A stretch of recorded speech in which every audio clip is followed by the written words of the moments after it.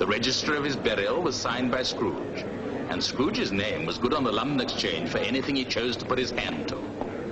Ah, Mr. Scrooge. Your servant, sir. Are you off home to keep Christmas? I am not in the habit of keeping Christmas, sir. Then why are you leaving so early? Because, sir, Christmas is a habit of keeping men from doing business. Can't it's the nature of things that ants toil and grasshoppers sing and play, Mr. Scrooge? An ant is what it is, and a grasshopper is what it is, and Christmas, sir, is a humbug. Good day.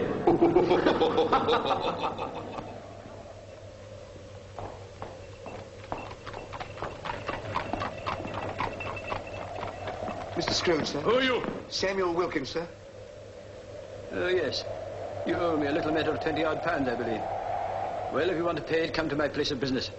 I don't conduct my affairs in the teeth of inclement weather. I can't pay you, sir. I'm not surprised. Not unless you give me more time. Did I ask you for more time to lend you the money? Oh, no, sir. Then why should you ask me for more time to pay it back? No, I can't take my wife to a debtor's prison. Then leave her behind. Why should she go to a debtor's prison anyway? She didn't borrow the £20, you did. Huh. What has your wife got to do with it? For that matter, what have I got to do with it? Good afternoon. But, Mr. Scrooge, it's Christmas. Christmas has even less to do with it, my dear sir, than your wife has or I have. You'd still owe me £20 and you're not in a position to repay if it was the middle of a heat wave, an August bank holiday. Good afternoon.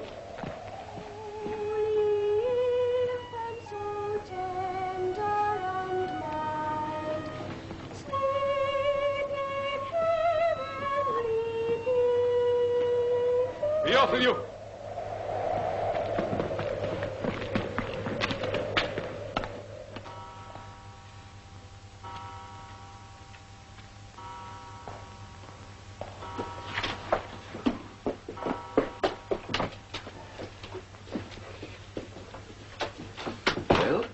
Have I the pleasure of addressing Mr. Scrooge or Mr. Marley? Mr. Marley has been dead these 7 years. In fact, he died 7 years ago this very day. Well, we have no doubt that his generosity is well represented by his surviving partner. At this festive season of the year, Mr. Scrooge, it is more than usually desirable that we should make some slight provision for the poor and destitute. Are there no prisons? Plenty of prisons. And the union workhouses, are they still in operation? They are. I wish I could say they were not.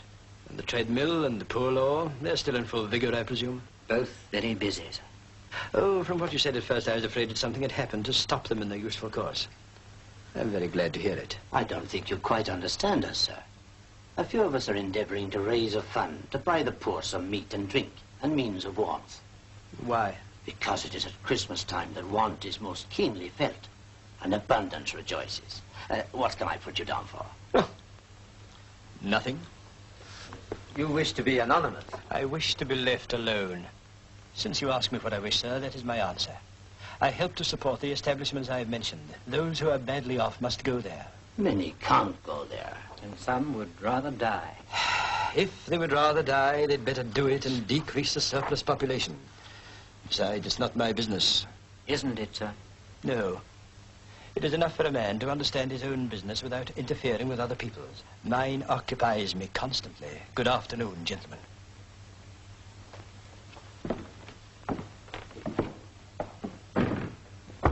Who's that? Your nephew, Uncle.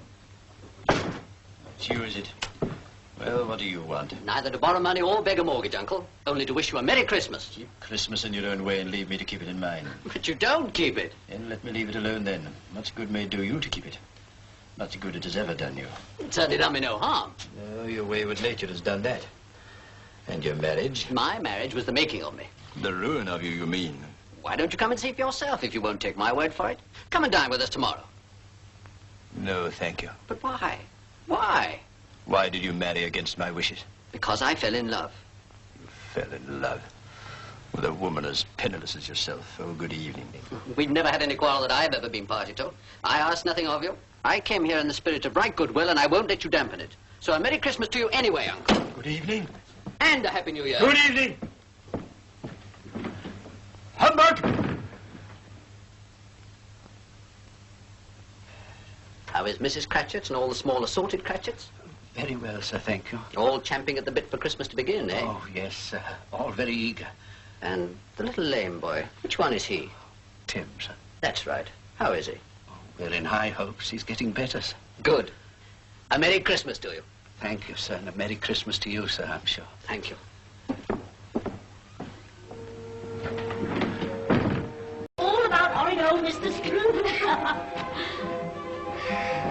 You're not feeling too tired, are you, dear? Not a bit, Mama. If Father was here, he'd carry you home on his shoulder. Yes, I love having a ride on his shoulder. Yes, but old Mr. Scrooge will keep him working in that cold little room just as late as he possibly can.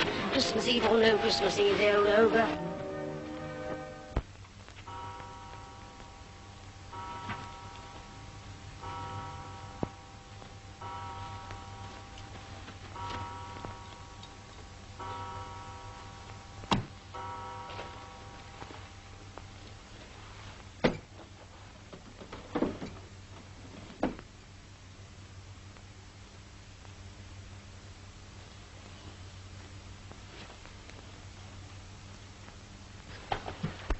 You want the whole day off tomorrow, I suppose.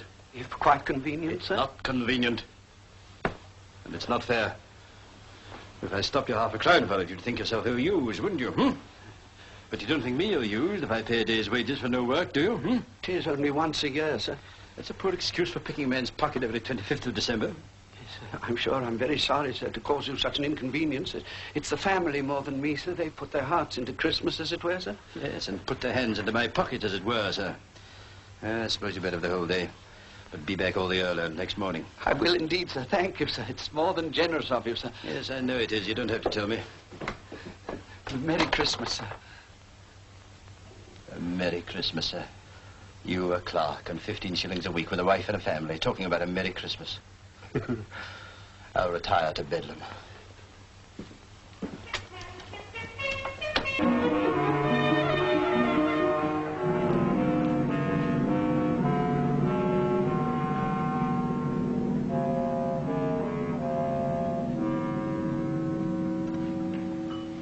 Waiter, Yes.